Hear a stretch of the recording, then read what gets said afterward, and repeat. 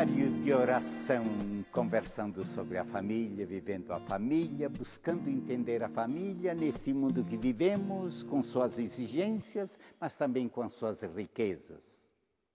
Mas a família de ontem, de hoje, de sempre, ela não tem que se alimentar das mesmas fontes. Assim como um edifício, eu posso criar estruturas diferentes, faces diferentes. A engenharia moderna melhorou alguns aspectos, a sua dimensão de estrutura, mas jamais ela pode mudar os fundamentos sobre os quais se constrói um edifício. O homem moderno, o homem moderno diria, o homem de hoje, que nem sempre a palavra moderno pode ter um sentido positivo, mas também um sentido negativo.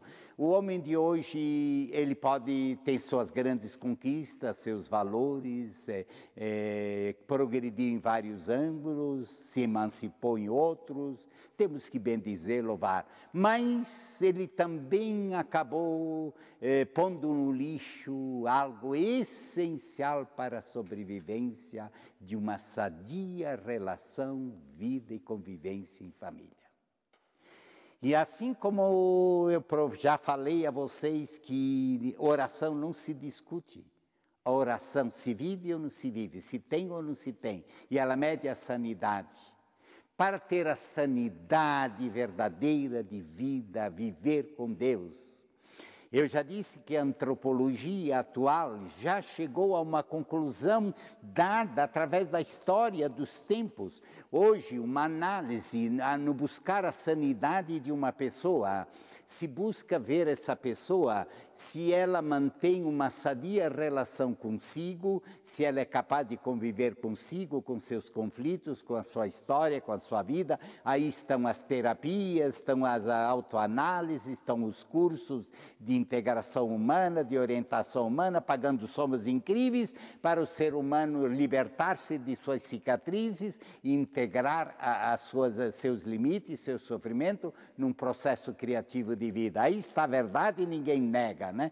Entretanto, sempre que a família realmente o ser humano deixou de se harmonizar consigo mesmo, deixou de se cultivar em dimensão pessoal, ele não leva ao outro, porque a verdadeira família é uma partilha não só de bens, não é uma partilha só de corpos, não é uma partilha somente de ideias. As ideias diferentes, os temperamentos diferentes, pode ser até uma profunda riqueza. Nós estamos num mundo em que temos que saber conviver com a pluralidade de ideias, com a pluralidade de culturas, de maneira de ser, de pensar e de agir. Mas o que não podemos em absoluto excluir da integração é aquilo que a própria ciência vem apontando e que nós esquecemos, de que uma pessoa verdadeiramente, hoje ela mede a sua maturidade e a vemos integrada, libertada, quando ela mantém uma sadia relação consigo, uma sadia relação com os bens da criação, em vez de ser dona de coisas, ela é escrava das coisas, é escrava da internet, escrava do celular, escrava do futebol, escrava dos seus hobbies, viciada, doentia, isto é, ela não consegue viver, é triste viver isso. O Einstein disse assim, quando pai, mãe e filho sentados em mesa não falam, cada um está com seu aparelho na mão, o mundo já chegou à loucura, o mundo já se perdeu e a família arruinou-se. E essa cena, infelizmente, já acontece, não que o meio de aparelho de comunicação, que uma televisão, que um celular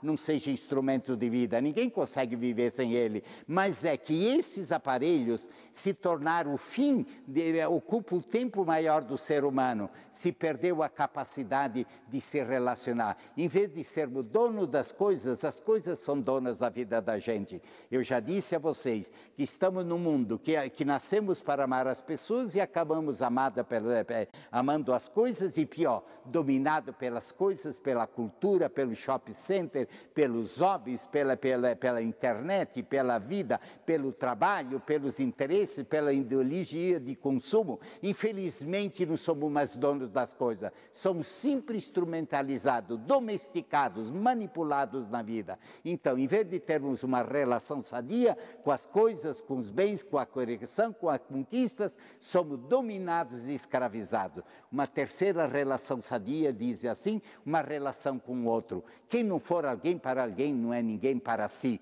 Quem nunca fez a experiência de poder existir com alguém, de partilhar com alguém?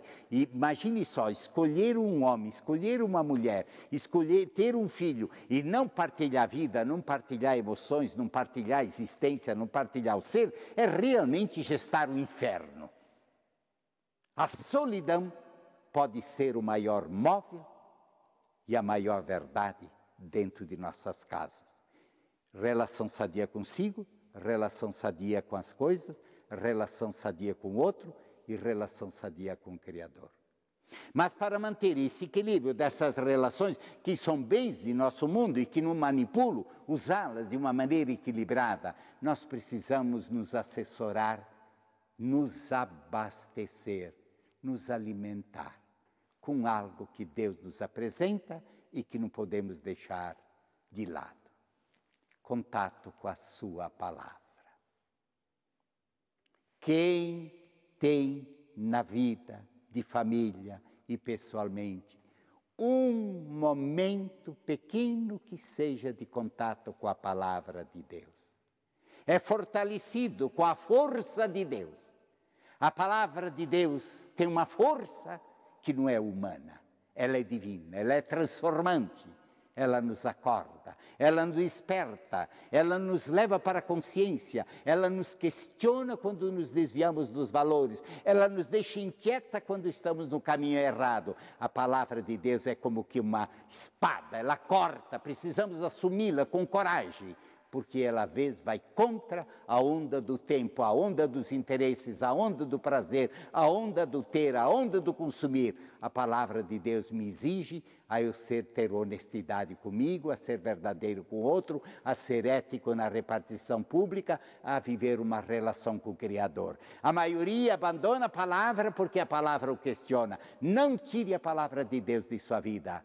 Ela é seiva, ela transforma, ela vida. Experimente caminhar com a palavra de Deus no seu casamento, na sua família. Medite a palavra de Deus, reflita a palavra de Deus. Frequente os sacramentos, confessa-se. A confissão é um dos atos mais belíssimos da reconciliação do ser humano consigo, com Deus e com o Criador. Nós precisamos disso. Busque a confissão. Quem sabe você largou no lixo. Põe a paz no seu coração. Se Deus não a colocasse, se a igreja não tivesse feito sacramento, a psicanálise já montou. O ser humano paga caro para desabafar, quando gratuitamente pode se colocar diante de Deus e dizer, vá meu filho. Então os sacramentos, a palavra de Deus, a Eucaristia, a oração, mantém a sanidade da vida humana, do casamento. É vida, é luz dentro do amor. Em nome do Pai, Filho e Espírito Santo. Amém.